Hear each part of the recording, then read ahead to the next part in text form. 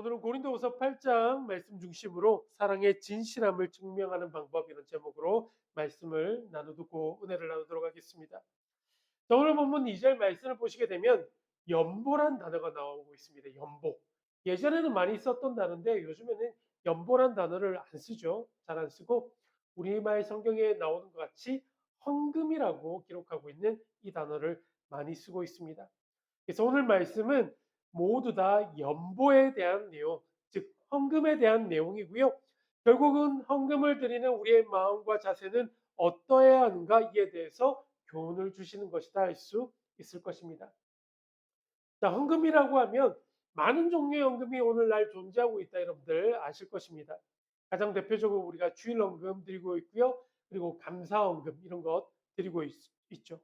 그리고 때에 따라서는 뭐 11조, 건축 헌금 등등의 많은 헌금들이 있지만 오늘 본문에서는 특별히 자신들의 교회나 자신들이 살고 있는 지역이 아니라 다른 나라나 타 지역에 있는 교회들을 향한 헌금에 대한 내용, 선교 헌금이라고 부를 수 있겠는데요. 오늘 본문은 우리들에게 이 선교 헌금에 대한 교훈을 전하여 주고 있다 말할 수 있을 것입니다.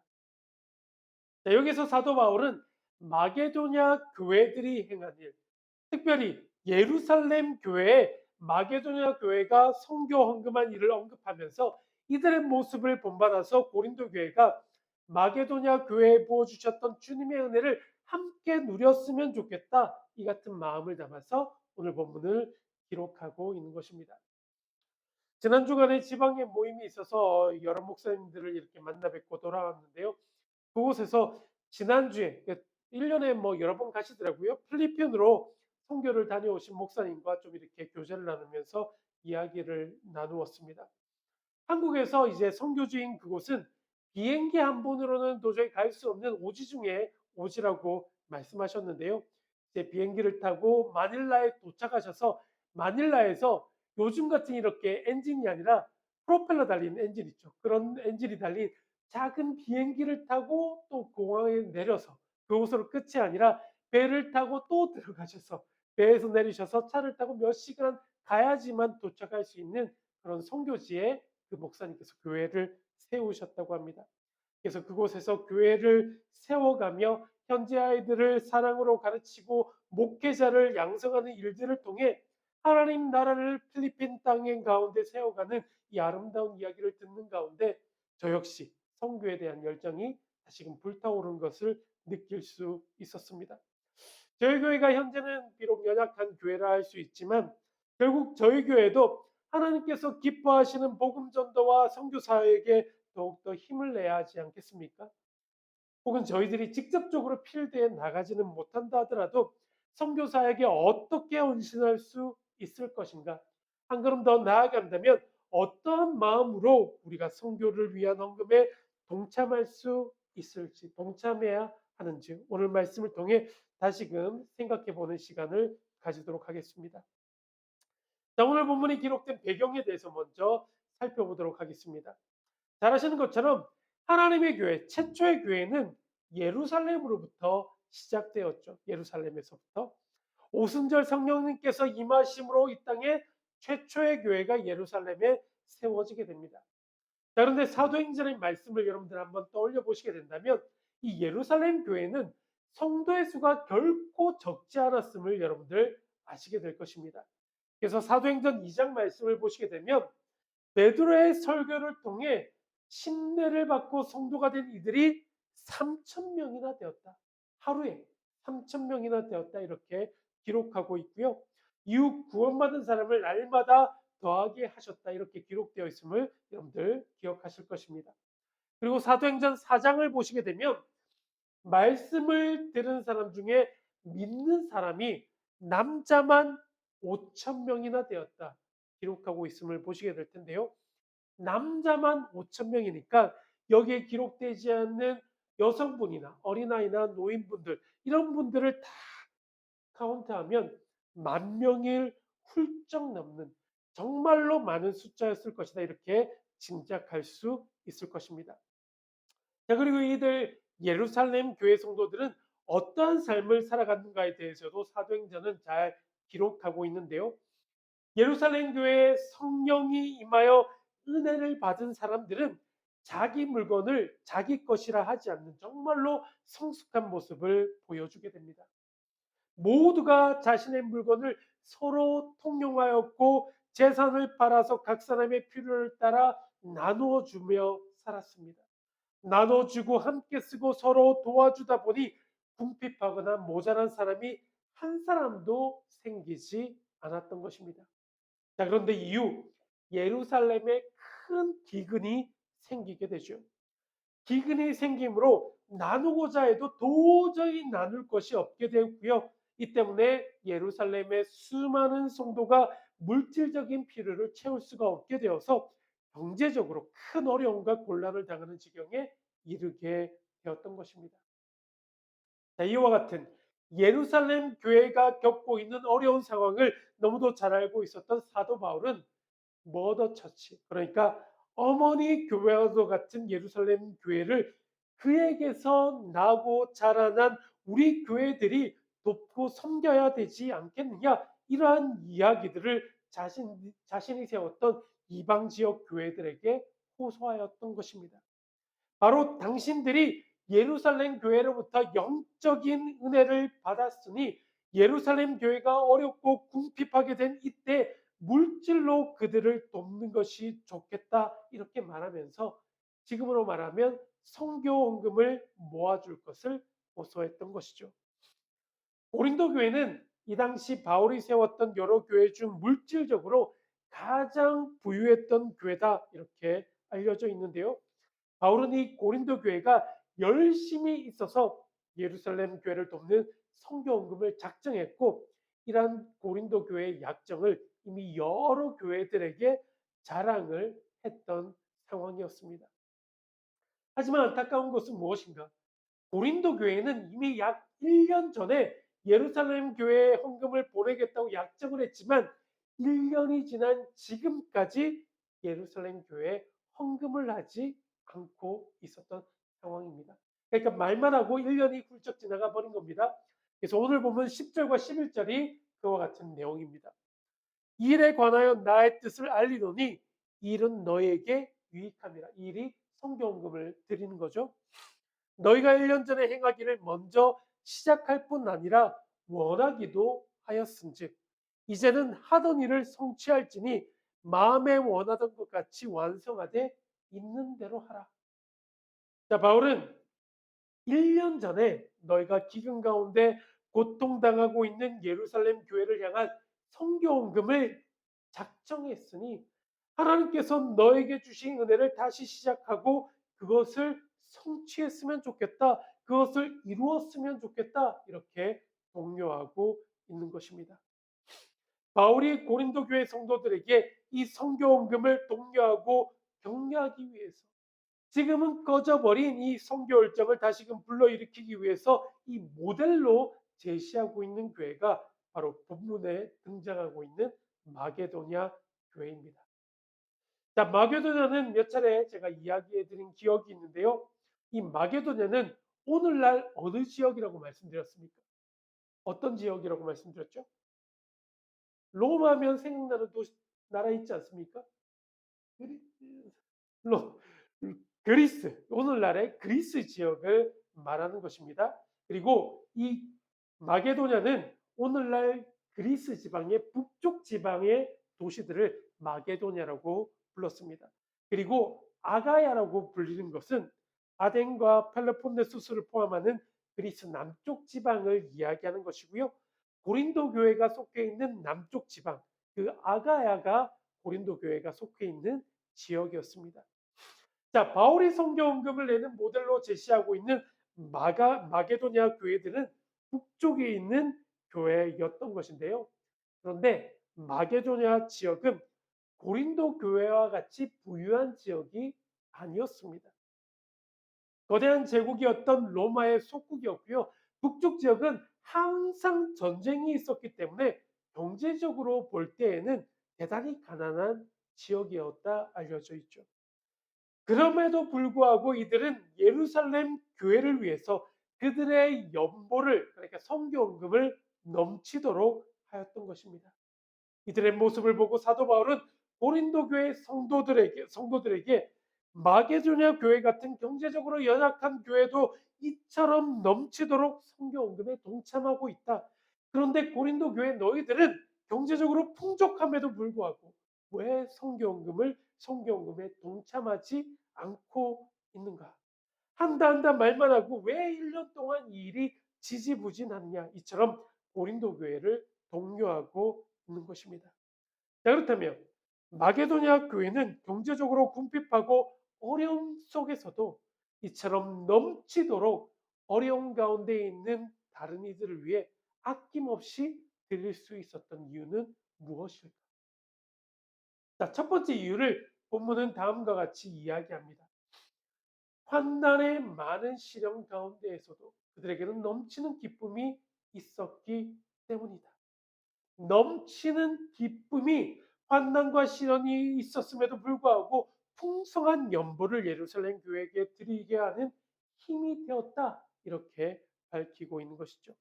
2절 말씀을 보시면 환난의 많은 시련 가운데 그들의 넘치는 기쁨이 그들의 풍성한 연보를 넘치도록 하게 하옵니다. 자, 그런데 어떻게 보면 굉장히 역설적으로 들리지 않습니까? 환난이 있고 수많은 시련 가운데 기쁨이 넘쳐서 다른 이들을 도울 수 있게 되었다. 이 말씀 선뜻 이해가 가지 않을 수 있습니다. 하지만 정말로 마게도냐 교회 성도들은 시련 중에서도 그들 마음 가운데에는 기쁨이 넘쳐났던 것 같습니다. 마게도냐 교회와 또 성도들을 둘러싸고 있는 외적인 환경은 결코 좋지 않았지만 그들 마음 가운데 살아서 숨쉬었던 것은 주 예수 그리스도의 은혜로 인한 넘치는 기쁨이었던 것입니다. 그들은 시련을 믿음의 눈으로 해석했습니다. 시련과 환난 가운데에서도 그들과 함께 하시는 하나님을 그들은 보았고 하나님의 뜻을 그 속에서 발견하였습니다. 자신들을 연단하시는 하나님의 사랑과 섭리와 은혜를 알게 되니 자연스럽게 그들 마음 가운데는 기쁨이 넘쳐나게 되었던 것이죠. 이 기쁨은 그들 자신만을 바라보는 것으로 그치지 않게 했고 오히려 그들을 믿음 위에 굳게 서게 만들었고 믿음의 눈을 들어서 고난 가운데 있는 다른 교회들을 돌아보게 만들었던 것입니다. 이처럼 마게도냐 교회는 환난과 시련이 있었음에도 불구하고 넘치는 기쁨이 있었기에 넘칠 정도의 풍성한 연보를 시련 가운데 있던 또 다른 교회를 위해 아낌없이 드릴 수가 있게 되었던 겁니다. 자, 두 번째 이유도 굉장히 역설적입니다. 극심한 가난이 그들의 풍성한 연보를 넘치도록 하게 만들었던 겁니다. 자, 3절 말씀 보면 그들은 어떠한 상황이었는가? 극심한 가난 가운데 있었던 것입니다. 가난해도 그냥 보통 가난했던 것이 아니라 극심한 가난 상태였던 겁니다. 자, 이쯤 되면 우리 좀 빼주십시오. 우리가 지금 극심한 가난 중에 있는데 어떻게 다른 교회를 도울 수 있단 말입니까? 이렇게 말하면서 예루살렘 교회 성교원금 내는 명단에서 빠져도 될 법한데 그들은 그렇게 하지 않았다라는 겁니다. 자, 4절 말씀을 보시게 되면 이 은혜와 성도 섬기는 일에 참여함에 대해서 우리에게 간절히 오히려 이 일을 간절하게 구했다. 간절하게 이 사역에 동참하게 해달라 사도 바울에게 부탁했다는 겁니다. 그들의 사정을 아는 사도 바울이 마게도냐 교회들에게 이러한 성교원금 강요하지 않았음은 너무도 분명해 보입니다. 그런데 역설적이긴 하지만 마게도냐 교회는 그들 자신이 극심한 가난 가운데 있기에 또 다른 극심한 가난에 처한 이들의 심정을 누구보다도 잘 이해하게 되었던 겁니다. 그렇지 않겠습니까? 자신이 가난에 처해봤기 때문에 가난에 처한 이들의 마음을 누구보다 잘 알게 되었던 거죠. 또한 마게도냐 교회는 그들의 능력껏 헌금하는 정도를 넘어서 능력을 벗어나는 헌금을 드렸는데요. 3절에서는 이를 그들의 힘대로 할 뿐 아니라 힘에 지나도록 자원하여, 이 말씀을 통해 우리가 알 수 있게 되는 것입니다. 이들 마게도냐 교회와 성도들은 자신들이 쓰고 남는 것을 헌금을 드린 것이 아니었습니다. 자신들이 쓸 것조차 부족한 상황이었지만 그들은 넘치는 기쁨으로, 자원하는 마음으로, 감사하는 마음으로 예루살렘 교회를 도왔습니다. 그들은 자신들의 처지를 깊이 고민하지 않았습니다. 가난하기 때문에 가난한 자들의 마음을 더 잘 알았고, 고통 가운데 있었기에 고통받는 자들을 더 돌아볼 수 있었던 것입니다. 마게도냐 교회와 성도들의 헌금은 모든 면에서 바울의 예상을 뛰어넘는 것이었습니다. 그들의 헌금이 바울을 감동시킨 이유는 다음과 같을 것입니다. 5절 말씀을 보시게 되면 우리가 바라던 것뿐 아니라 그들이 먼저 자신을 죽게 드리고 또 하나님의 뜻을 따라 우리에게 주었도다.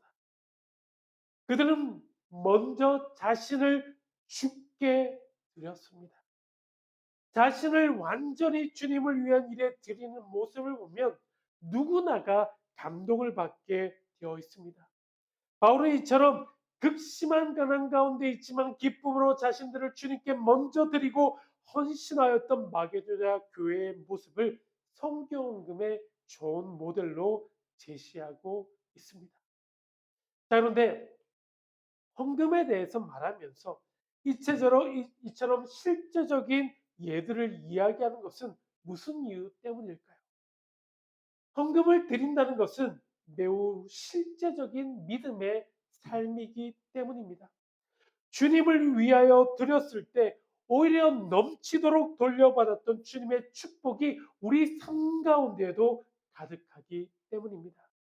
그리고 실제적인 이야기만큼 파워풀한 힘을 가진 것도 없기 때문이죠. 자, 열왕기상 17장에 나오는 사르밧 과부의 이야기, 여러분들 너무도 잘 아실 것입니다. 여기에 등장하는 사르밧 과부는요, 온 나라에 기근이 들어서요, 한 움큼의 가루와 기름 조금이 남게 되자 떡을 만들어서 마지막 식사를 하고 이제는 굶어서 죽게 된 지경에 이르렀습니다. 그래서 마지막 식사를 만들고자 이제 나뭇가지를 주우러 성문 밖으로 나갔을 때 엘리야 선지자를 만나게 됩니다. 그녀는 자신과 자신의 자녀가 마지막 식사해야 할 재료인 이 조금의 밀가루와 기름을 하나님의 종 엘리야를 섬기는데 사용하게 됩니다. 자, 이후 일어난 일에 대해서 성경은 무엇이라 기록하고 있습니까? 통의 가루와 병의 기름이 써도 없어지지 않는 축복을 누리게 되었다, 성경은 우리들에게 이야기합니다. 이처럼 주님께 드림에 대한 믿음의 이야기, 간증들을 들으면 우리의 가슴은 실로 뜨거워집니다. 계속해서 6절을 통해 바울은 이렇게 이야기합니다. 그러므로 우리가 디도를 권하여 그가 이미 너희 가운데서 시작하였은즉 이 은혜를 그대로 성취하게 하라 하였노라. 너희들이 이미 1년 전에 약속했던 예루살렘 교회에 대한 성경금 이제 실제로 감당하라 이야기합니다. 끝까지 이 일을 성취하라 고린도 교회 성도들을 독려하고 있습니다. 그것은 어떻게 해서든 그들에게 물질을 뽑아내기 위함이 아니었습니다. 고린도 교회 성도들을 불편하게 만들기 위함도 아니었습니다. 바울이 이처럼 하고 있는 까닭은 그들의 삶에도 넘치는 은혜가 있기를 간절히 원하였기 때문입니다. 오늘 본문의 핵심 말씀이라고 할 수 있는 7절 말씀입니다. 우리가 함께 보았으면 좋겠습니다. 오직 너희는 믿음과 말과 지식과 모든 간절함과 우리를 사랑하는 이 모든 일에 풍성한 것 같이 이 은혜에도 풍성하게 할지니라. 바울은 주님의 사역을 위해 드려지는 것, 즉 헌금하는 일을 은혜라고 표현했습니다. 이것은 은혜이다. 주님께서 허락하신 사역을 위해 드려지는 모든 예물들은 그냥 버려지는 것이 아니요 우리의 손해 역시 아니요 낭비하는 것이 아니다. 은혜다라는 이야기입니다. 주님께 나의 가진 것들을 드릴 수 있다는 것, 기쁨으로 헌금을 드릴 수 있다는 것이 바로 은혜인 줄로 믿습니다. 은혜란 거저 받는 것을 말합니다. 거저 누리는 것을 말합니다. 모든 헌금이 마찬가지이지만 오늘 사도 바울은 주님께로부터 받은 것, 그중 일부를 성경금으로 드림으로 너희가 풍성한 은혜를 누리기를 원한다는 말씀을 전하고 있는 것입니다. 자, 지금까지 우리가 함께 나누었던 내용들을 바탕으로서 오늘은 사도 바울이 헌금을 드려야 하는 이유는 무엇이라 말씀하고 있는지, 특별히 성경금을 우리가 드릴 때 기억해야 하는 영적 원리들은 어떠한 것들이 있는지 간략하게 세 가지로 살펴보고 말씀을 마무리하도록 하겠습니다. 자, 첫 번째, 우리가 성경금을 드릴 때 기억해야 하는 것은 무엇인가? 이 헌금은 사랑을 통해 드릴 수 있어야 한다는 겁니다. 모든 헌금은 사랑의 마음을 통해 드려야 한다는 것이죠. 어떠한 헌금이든 진실한 사랑의 마음으로 드려야 한다. 자, 8절 말씀을 보시게 되면 너희의 사랑의 진실함을 증명하고자 합니다. 너희의 사랑의 진실함을 증명하는 방법이 무엇인가? 바로 주님께 드리는 것이다.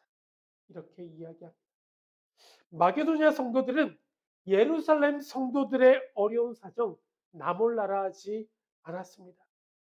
자신들이 쓸 곳조차 부족했지만 그들에게는요, 믿음의 지체들을 향한 남다른 사랑의 마음이 있었습니다. 그들은 하나님을 사랑했고요, 또한 이웃을 사랑했는데 그것을 실천하는 모습을 보여주었던 겁니다. 이들은 드림으로써 그들 마음 가운데 있었던 사랑의 진실함을 증명하였던 것입니다. 바울은 고린도 교회 성도들이 이 사랑의 마음으로 어려움에 처해 있는 우리의 이웃들, 우리의 친구들, 다른 이들을 섬기는 이 성경금에 동참해 줄 것을 요청하고 있습니다. 사랑이 있으면요, 사랑하는 이들에게 아낌없이 주는 것 너무도 당연합니다. 우리 하나님의 사랑도 아낌없이 주시는 놀라운 사랑이었죠. 하나님의 사랑은 이 세상을 너무도 사랑하셔서 독생자이신 예수님을 아낌없이 인류의 구원자로 내어 주셨던 사랑이었습니다. 이처럼 무엇인가를 준다는 것에는 사랑의 마음이 달려 있어야 가능하다는 것이죠. 우리도 마찬가지입니다. 잃어버린 영혼을 향한 우리 주님의 사랑을 품고 있다면 주님께로부터 받아 누리고 있는 우리의 소유 드리는 것이 마땅하다는 것이죠. 감리교회 창시자이신 요한 웨슬린이라는 말을 했다고 합니다. 당신의 지갑이 회개하기 전까지는 나는 당신들의 회개를 믿지 않습니다. 굉장히 놀라운 말씀이죠. 사랑의 진실함을 증명하는 길은 아낌없이 드리는 것에 있다는 것 여러분들 기억하셨으면 좋겠습니다. 저는 우리의 사랑을 실천할 때, 사랑의 마음을 가지고 우리의 가진 것 드리게 될 때 우리는 하나님을 기쁘시게 할 뿐만 아니라 우리에게 주시고자 이미 예배하신 하나님의 축복을 풍성하게 누리게 되는 비결임을 여러분들 기억하시기를 소원합니다. 사랑의 마음을 품고 드릴 수 있어야 한다. 자, 두 번째 비결, 우리가 성경금을 드릴 때 기억해야 하는 것, 예수님의 본을 따르며 드려야 한다. 우리의 최고의 모범 대신 예수 그리스도에 따르는 모범, 예수 그리스도를 따라서 드리는 헌금이 되어야 한다는 겁니다. 자, 이 말씀이 좀 어려울 수도 있어요. 그래서 9절 말씀을 보시면 이렇게 기록되어 있습니다. 우리 주 예수 그리스도의 은혜를 너희가 알거니와 부요하신 이로써 너희를 위하여 가난하게 되심은 그의 가난으로 말미암아 너희를 부유하게 하려 하심이라. 자, 여기서 이 말씀에서 말하고 있는 요점은 세 가지죠. 첫 번째 요점, 우리 주님께서는 원래는 부요하신 분이셨다는 겁니다. 우리 주님은 너무도 영광스럽고 찬란하고 부유하신 분이셨다. 자, 그런데 둘째 요점. 그분이 우리를 위하여 우리처럼 가난한 자가 되셨다. 이겁니다. 우리를 위해 가난하게 되셨다. 자, 그리고 세 번째 요점. 이로 인해서 주님의 가난하게 되심으로 인해서 우리가 부유하게 되었다는 말입니다. 이해가 되시죠? 이 말씀처럼 예수님은 하늘의 모든 영광과 존귀와 부요를 누리셨던 분이셨어요. 그러나 예수님은 우리를 구원하시기 위해 하늘 영광 모두 버리시고 이 땅에 오시게 됩니다. 짐승의 냄새와 배설물로 뒤덮인 그 말구유에서 태어나신 분이 우리 예수님이셨고, 그 이후에는 가난한 목수의 삶을 살아가셨다는 것을 우리는 너무도 잘 알고 있죠. 그리고 마침내 예수님은 우리를 위해 자기 자신을 완전히 버려 주셨습니다. 모든 것을 다 잃어버린 우리들을 위해 스스로 가지신 모든 것을 다 포기하시고 이 땅 가운데 오신 분, 그리고 저 십자가에 달려 돌아가신 분이 우리 예수님이셨습니다. 예수 그리스도께서 자신을 낮추시고 십자가의 희생하심을 통해 우리는 영원한 생명과 부유함을 누리게 된 것입니다. 이러한 예수님의 모습이 우리가 드리는 헌금 가운데에도 드러나야 한다는 겁니다. 예수님께서 가난한 우리를 부유하게 하기 위해서 당신 자신이 그토록 가난하게 되셨는데, 그러한 예수님을 따르는 우리가 어떻게 나만을 위한 삶을, 나 혼자만 부유함을 누리는 삶을 살아갈 수 있단 말입니까? 우리를 위해 일부러 가난해지고 낮아지셨던 예수님을 진정으로 만나게 되면 첫 번째 나오는 반응은 자신의 인생을 주님을 위해 드리게 되는 겁니다. 그리고 나면 자신의 모든 것 주님을 위해 사용하게 됩니다. 자신의 인생 드린 사람은 자신의 소유하고 있는 물질의 소유권 주님께 넘겨드림으로 이 물질 역시 하나님께서 원하시는 뜻대로 사용하게 되어 있다는 겁니다. 나만이 부유한 삶을 살아가는 것이 아니라 예수 그리스도의 모습을 따라서 연약하고 어려움에 처해 있는 자들을 돕기 위해서 자기 자신을 낮추고 희생할 수 있어야 한다는 것이죠. 나만 배부르고 나만 잘 살고 나만 풍족히 누리는 것에 초점을 맞추며 사는 것이 아니라 때때로 희생이 필요한다 할지라도, 때로는 내가 가지고 싶은 것, 내가 먹고 싶은 것, 나를 위해 쓰고 싶은 것들 줄이는 아픔이 있다 할지라도 우리의 본이 되신 주님의 모습을 따라 그의 헌금 드릴 수 있어야 한다. 오늘 본문은 우리에게 가르쳐주고 있습니다. 자, 마지막 세 번째입니다. 우리는 어떠한 것들을 기억하며 드릴 수 있어야 하는가? 균등의 원리를 기억하며 드려야 한다. 균등의 원리를 기억하며 드려라. 누군가에게 있는 부족한 부분, 우리가 가진 넉넉함을 통해 채운다는 마음, 그리고 우리에게 부족함이 있는 것, 또 다른 지체들의 부유함을 통해 채운다는 마음, 이러한 마음으로 헌금을 드릴 수 있어야 한다는 겁니다. 자, 13절, 14절 마지막으로 함께 봅니다. 이는 다른 사람들을 평안하게 하고 너희는 공고하게 하려는 것이 아니요 균등하게 하려 함이니 이제 너희의 넉넉한 것으로 그들의 부족한 것을 보충함은 후에 그들의 넉넉한 것으로 너희의 부족한 것을 보충하여 균등하게 하려 함이라.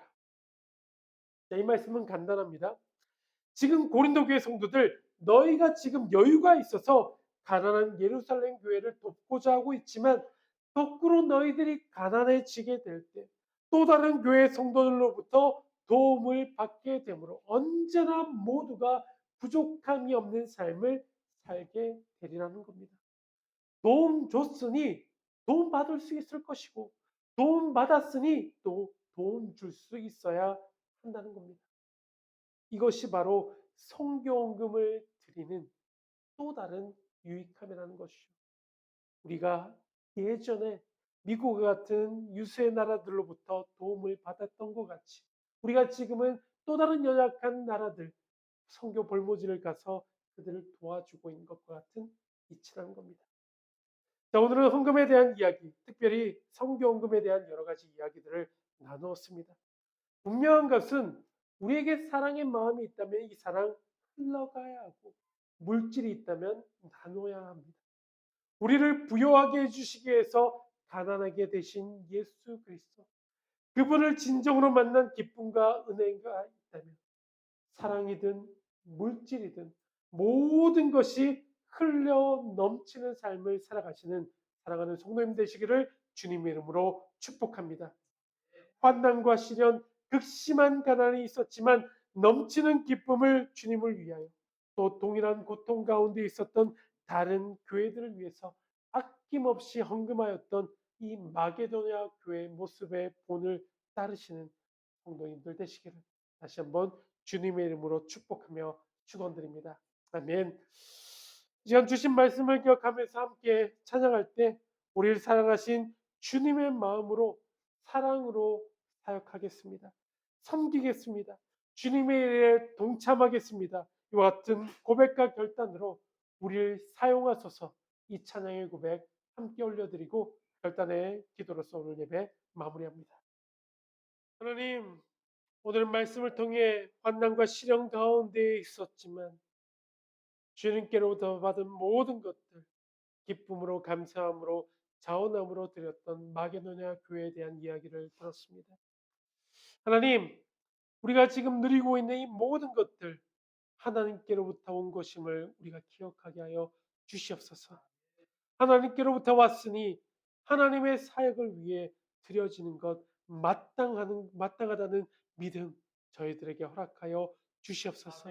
이 모든 것들은 사랑을 통해 흘러가야 한다는 것 깨닫게 하시고, 우리도 먼저 받았으니 우리도 기쁨으로, 자원함으로 우리보다 더 어려움에 처한 이들을 위해 드릴 수 있는 믿음 허락하여 주시고, 이 같은 믿음을 통해 하나님의 모습을 드러내고 나타내며 살아갈 수 있는 믿음의 동력자들, 성도님들 될 수 있도록 우리 모두의 삶을 지키시고 보호하시고 축복하여 주시옵소서. 이 시간 우리 주 예수 그리스도의 은혜와 하나님 아버지의 극진하신 사랑하심과 성령님의 감화감동 교통하심의 은혜가 이제는 하나님께로부터 받은 모든 것들 하나님의 사역을 위해 드리기를 아끼지 아니하기로 결단하는 이 시간 머릿속에 모든 사랑하는 성도님들의 삶과 삶의 자리 가운데 지금부터 영원토록 함께하여 주시기를 우리 주 예수 그리스도를 받들어 간절히 축원드리옵나이다. 아멘. 다시 한번 성경의 단비를 부소서. 마른 심령 위에 생명의 비가 내리게 하소서. 다시 한번